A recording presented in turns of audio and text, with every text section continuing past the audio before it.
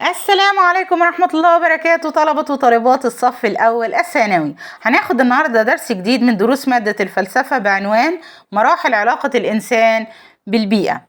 في الأول لازم نعرف إن العلاقة بين الإنسان والبيئة المحيطة به بكافة عناصرها تعتبر علاقة تبادلية، حيث يتأثر الإنسان بالبيئة المحيطة به وبيأثر برضو فيها. مرت رؤية الإنسان للبيئة وتعامله معاها بالعديد من المراحل. لو احنا خدنا كده أول مرحلة اللي هي مرحلة التقديس والتأليه، اللي بنسميها عبادة مظاهر البيئة الطبيعية وكائناتها الحية. طيب المرحلة دي تعتبر المرحلة الأولى من مراحل العلاقة بين الإنسان والبيئة. بدأت مع الإنسان البدائي القديم، فيها وجد الإنسان نفسه في بيئة موحشة طبيعية مقلقة مخيفة ومرعبة لا يستطيع السيطرة عليها، فعمل إيه؟ لجأ لتقديسها وتأليهها وعبادة مظاهرها. زي بالظبط كده لما المصريين اتخذوا من التماسيح والكباش والكلاب والقرود والطيور صور للآلهة. بمعنى ايه؟ ان احنا نقدر نلخص المرحلة دي في كلمتين اتنين، ان هي المرحلة اللي الانسان البدائي القديم فيها صحي من النوم لقى نفسه في بيئة مخيفة مرعبة، حاول يتعامل معاها ففشل ومعرفش وما قدرش يسيطر عليها فلجأ لعبادتها وتقديسها. طيب المرحلة التانية عندنا اللي هي مرحلة التفسير والتوظيف، اللي احنا بنسميها الحضارة اليونانية وتفسيرات الفلاسفة للكون والمركزية البشرية. المرحلة دي هي المرحلة التانية من مراحل علاقة الإنسان بالبيئة.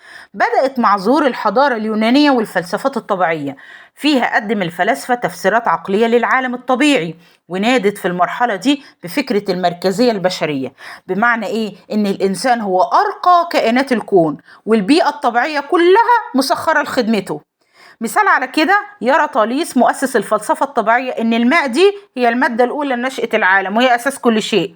طب نقدر نلخص المرحلة دي بإيه؟ نقول إن هي المرحلة اللي الفلاسفة والحضارة اليونانية حاولوا يفسروا البيئة الطبيعية والمركزية البشرية، ودي معناها إن الإنسان بقى سيد الكون وأرقى كائناته. طيب المرحلة الثالثة اللي هي مرحلة الاستغلال والسيطرة، اللي بنسميها العلم الحديث والمنهج التجريبي وفهم البيئة الطبيعية واستغلال مواردها.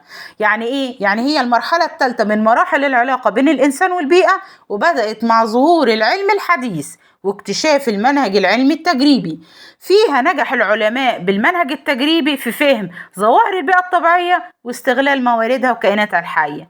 مثال على كده بناء اليابان لمنازل مطاطية مقاومة للزلازل، الثورة الصناعية في أوروبا في القرن ال19 أحدث الطفرة في الصناعة. نقدر نلخص برضو المرحلة دي في كلمتين ونقول إن الإنسان هنا ربنا كرمه ووصل للمنهج التجريبي واستطاع فهم الطبيعة واستغلال مواردها الحية. طب المرحلة الرابعة عندنا اللي هي بنسميها مرحلة القهر والاستبداد، وليها اسم تاني العلم المعاصر أو التقدم العلمي والتكنولوجي أو الأمراض والمشكلات. المرحلة دي هي المرحلة الرابعة من مراحل العلاقة بين الإنسان والبيئة.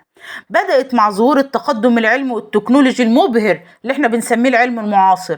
استطاع هنا الإنسان ليصل لمرحلة قهر الطبيعة واستبدادها. ومن أهم الآثار السلبية على البيئة حدوث تحولات وتغيرات في حياة كائنات البيئة الطبيعية من نباتات وحيوانات، ظهور مشكلات التصحر والجفاف والأمراض الفتاكة، حدوث تطورات الهندسة الوراثية والاستنساخ.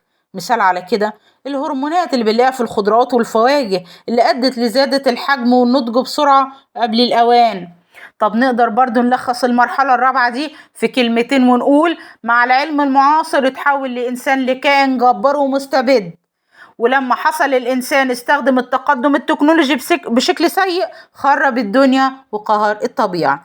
آخر مرحلة عندنا اللي احنا بنسميها مرحلة الاحترام والصون.